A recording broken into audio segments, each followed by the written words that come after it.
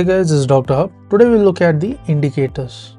So the indicators, and this is for the measurement of the body fluids.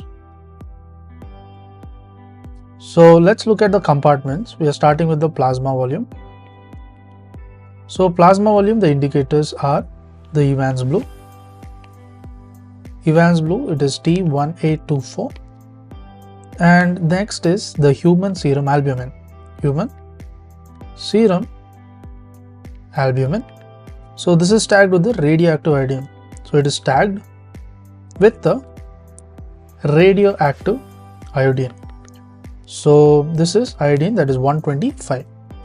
Next one, you look at the RBC volume. The RBC volume is the indicator being tagging the RBC. So there is tagging the RBC, and this is with the CR51, the FE59. Next there is also the 32P, also antigenic tagging, also the antigenic tagging. Next we look at the ECF. So how is the ECF?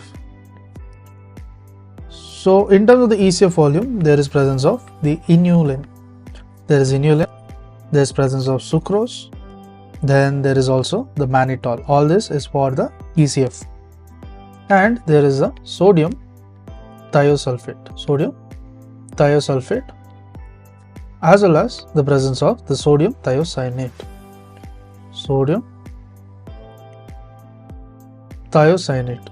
Next we are looking at the interstitial fluid. So in terms of the interstitial fluid, it cannot be measured directly. So it can't be measured directly. So how is it measured? You calculate the ECF and then you subtract the plasma volume. ECF minus the plasma volume is equal to the value. That is, you get the answer. Next we look at the ICF. So in terms of the ICF, it cannot be measured directly. So ICF also can't be measured directly. So how do you measure it? You calculate the total body TBW minus the ECF. So TBW minus the ECF will give you the value. That is the answer. So what you do is D2O minus the mannitol. So in ECF volume, we saw it was inulin, sucrose, mannitol, sodium thiosulfate and the sodium thiocyanate. Next we look at the TBW. So in terms of the TBW, there is a D2O and there is also the tritium oxide. So D2O is written as 2H2O and this is written as the 3H2O.